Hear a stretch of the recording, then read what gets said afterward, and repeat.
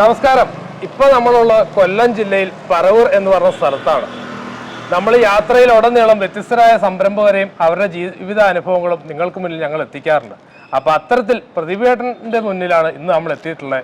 അപ്പോൾ ഈ പറവൂരിനെ പറ്റിയും അതോടൊപ്പം തന്നെ പറവൂരിൻ്റെ വാണിജ്യ നിലയെ പറ്റിയും നിങ്ങളുടെ മുന്നിൽ ഇപ്പം പ്രതിഭേട്ടനിലൂടെ ഞങ്ങൾ അറിയിക്കുകയാണ്. പ്രതിഭേട്ട, എത്ര വർഷമായി ഈ സംരംഭം ഇവിടെ സ്റ്റാർട്ട് ചെയ്തത്? ഞാൻ 3 വർഷമായി.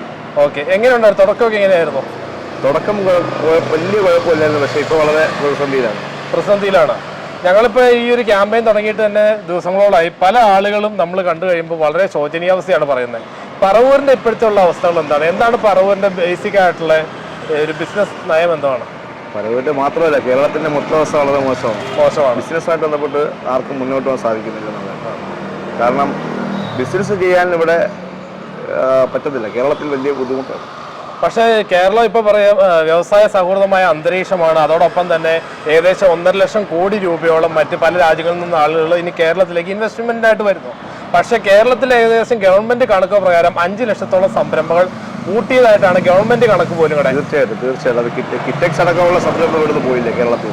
ഇത്രയും വലിയ സംരംഭം പോലെ ഏറ്റവും ചെറിയ സംരംഭം വരെ നാട്ടിൽ നിന്ന് പോയിട്ട് എന്തുകൊണ്ടാണ് വീണ്ടും വൻകിട കോർപ്പറേറ്റുകൾക്ക് നിലവിലുള്ള എല്ലാ ആൾക്കാരെ വയറ്റത്ത് അടിച്ചുകൊണ്ട് വൻകിട കോർപ്പറേറ്റ് കൊടുക്കുന്ന ആ നയം എന്താണ് എന്ന് മനസ്സിലാക്കാൻ സാധിക്കുന്നുണ്ടോ? ഇവിടെ എൻ്റെ അഭിപ്രായത്തിൽ വൻകിട കച്ചവടക്കാരായാലും ചെറുകിട കച്ചവടക്കാരായാലും കേരളത്തിൽ മുന്നോട്ട് പോകുന്നതായിട്ട് വലിയ പാടാണ്. കാര്യം ഇപ്പം എൻ്റെ അവസ്ഥ തന്നെ അറിയാമല്ലോ. അതായത് ഞാൻ 3 വർഷമായി ഷോപ്പ് തുടങ്ങിയിട്ട്. ഇവിടെ പല പ്രശ്നങ്ങളും ഈ ഷോപ്പുമായിട്ട് വന്നിട്ടുണ്ട്, നഗരസഭയായിട്ട് വന്നിട്ടുണ്ട്.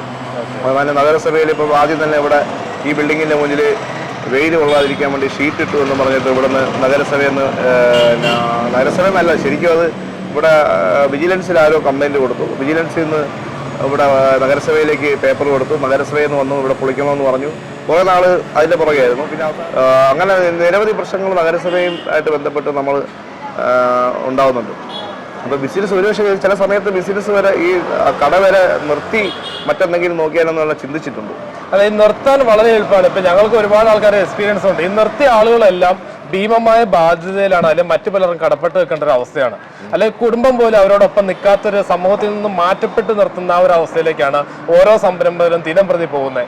അപ്പോൾ അത്തരത്തിലൊരു വീഴ്ചയിലേക്ക് പോകാനാണോ നിങ്ങളും ആഗ്രഹിക്കുന്നത്? അല്ല, അതിന് ആഗ്രഹിക്കുന്നുണ്ടല്ല. അതിലൊന്നും നമുക്കറിയാം. അപ്പോൾ ഒരു സംരംഭം ശരിയാണ്, താങ്കൾ പറഞ്ഞ കറക്റ്റാണ്.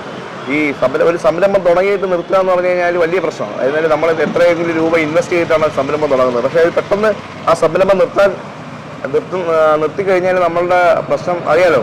താങ്കൾ ഒരു സംരംഭം തുടങ്ങിയിട്ടുണ്ടെന്നാണ് പറഞ്ഞത്. അത് ചില കാരണങ്ങളെ പല സംരംഭവും തുടങ്ങി നിർത്തിയിട്ടുണ്ടെന്നാണ് അവിടെ പറഞ്ഞത്. പക്ഷേ എന്നെ സംബന്ധിച്ച് സംരംഭം ഇത് മുന്നോട്ട് കൊണ്ടുപോകാനും പറ്റത്തില്ല, എന്നാൽ നിർത്താൻ പറ്റാത്തൊരവസ്ഥയിലേക്കാണ് നമുക്ക് കൊണ്ടിരിക്കുന്നത്. ഇതേ രീതിയിൽ തന്നെയാണ് ഓരോ സംരംഭകന്റെയും കണ്ണീർ കുതിർത്ത കേരളം നമുക്ക് കാണാൻ കഴിയുന്നത്. സംരംഭകർക്ക് ഒരു അനുകൂലമായ സാഹചര്യം ഉണ്ടാവാൻ വേണ്ടിയിട്ട് നമ്മൾക്കും പ്രാർത്ഥിക്കാം, അതിനായിട്ട് പ്രയത്നിക്കാം.